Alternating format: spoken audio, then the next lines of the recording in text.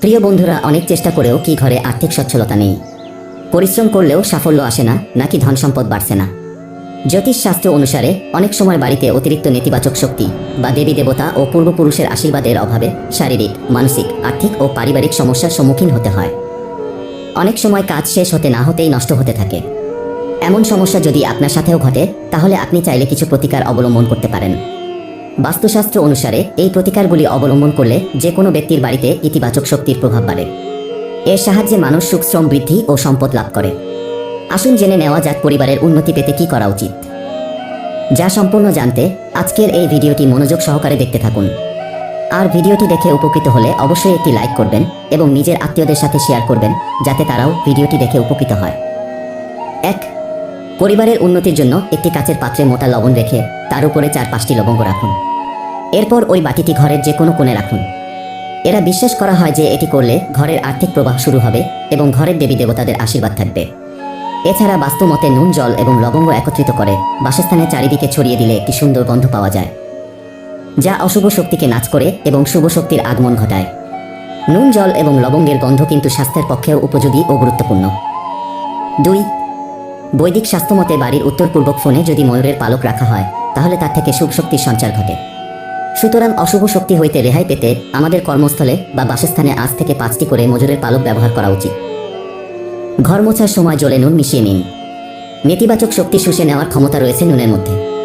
জীবাণু নষ্ট করে ও স্বাস্থ্যের পক্ষেও ভালো। 3. বাড়িতে লোবান, ঘি, কর্পূর, চন্দন ও গোবর মিশিয়ে তার ধুয়ো দিন।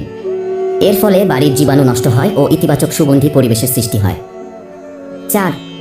বাড়িতে কোনো ভয়ের পরিবেশ থাকলে পরিষ্কার জলে লবঙ্গ ও গোলাপের পাপড়ি দিয়ে সারা ঘরে ছেটান। এই উপায় নেতিবাচক শক্তি নষ্ট হবে ও ভয় দূর হবে। 5. গাওয়া ঘিয়ে হলুদ ও সিঁদুর মিশিয়ে বাড়ির প্রবেশদ্বারে 5 বার তিলক করুন। এর পাশাপাশি তামার পাত্রে জল নিয়ে প্রবেশদ্বারে ছেটান। এর প্রভাবে বাড়ির চারপাশে ব্যক্ত নেতিবাচক শক্তি নষ্ট হবে ও ইতিবাচক শক্তির প্রভাব বৃদ্ধি পাবে। 6. বিছানায় বসে খাবার খাবেন না ও রাতে রান্নাঘরে এঁটো বাসন ফেলে রাখবেন না। 7. বাড়ির কোনো একটি স্থানে কাচের গ্লাসে জল ভরে তাতে লেবুর রস মিশিয়ে রেখে দিন। প্রতি শনিবার এর জল পাল্টাতে থাকুন। এর প্রভাবে পরিবারে শুভ শক্তির আগমন ঘটবে। 8. ডাস্টবিন কোথায় রাখা হয় তা আমাদের আর্থিক জীবনকেও প্রভাবিত করে। বাস্তু অনুসারে ডাস্টবিন বা গৃহস্থালির বর্জ্য বাড়ির উত্তর পূর্ব অর্থাৎ ঈশান কোণে রাখা উচিত নয়, কারণ এই কোণে ময়লা রাখলে সম্পদের বিনাশ ঘটায়। 9. বাস্তু অনুসারে প্রতিদিন সকালে ঘর পরিষ্কার করা উচিত এবং বাড়ির চৌকাঠের পূজা করা উচিত। এর জন্য বাড়ির প্রধান গেটে চারপাশে স্বস্তিক তৈরি করুন এবং প্রতিদিন সকালে ঘুম থেকে উঠে জল ছিটিয়ে দিন এবং এরপর একটি প্রদীপ জ্বালান। এটা বিশ্বাস করা হয় যে এতে বাড়িতে ইতিবাচক শক্তি আছে। 10. সম্পদ বৃদ্ধির জন্য হনুমান চালিসা পাঠ করুন। 5টি মঙ্গলবার একটি বট পাতায় আটার তৈরি একটি প্রদীপ জ্বালিয়ে হনুমানজির ছবির সামনে রাখুন এবং হনুমান চালিসা পাঠ করুন। ধর্মীয় বিশ্বাস অনুসারে ভগবান হনুমানের পূজা করলে ধন সম্পদের পথ খুলে যেতে শুরু করে। 11. খাবার খাওয়ার আগে অগ্নিদেবকে নিবেদন করুন। মনে করা হয় যে আগুনে রান্না করা খাবারের ওপর আগুনেরই প্রথম অধিকার। অগ্নি দেবতার কাছে খাদ্য নিবেদন করলে বাড়ির খাবারের ভাণ্ডার কখনো খালি হয় না। এর জন্য খাবার তৈরি হওয়ার পরে কাউকে পরিবেশন করার আগে কিছু অংশ বের করে প্রসাদ হিসেবে আগুনে নিবেদন করুন। এরপর পরিবারের সদস্যদের খাবার পরিবেশন করুন। 12. হিন্দু ধর্মে অশ্বস্থ গাছকে পূজনীয় বলে মনে করা হয়। শনিবার অশ্বস্থ গাছে কালো তিল, কাঁচা দুধ, গঙ্গাজল, গুড় ও মধু তামা বা রূপার পাত্রে রেখে নিবেদন করুন। তারপর সরিষার তেল দিয়ে একটি প্রদীপ জ্বালান। প্রতি শনিবার এই কাজ করলে দুর্ভাগ্য দূর হবে। 13. সাধারণত সবাই পূজার ঘরে দেবী লক্ষ্মীর ছবি বা মূর্তি রাখেন, কিন্তু খুব কম মানুষই রান্নাঘরে দেবী লক্ষ্মীর ছবি রাখেন। আপনার বাড়ির বাজেট রান্নাঘরের সাথেই জড়িত, তাই রান্নাঘরেও দেবী লক্ষ্মীর ছবি রাখুন। এছাড়াও মা অন্নপূর্ণাকে খাদ্য ভাণ্ডারের দেবী বলা হয়। শাস্ত্র মতে যে বাড়িতে অন্নপূর্ণার আশীর্বাদ থাকে সেখানে অন্ন ও অর্থের অভাব হয় না। অতএব মা লক্ষ্মীর সাথে আপনার রান্নাঘরে দেবী অন্নপূর্ণাকে স্থান দিন।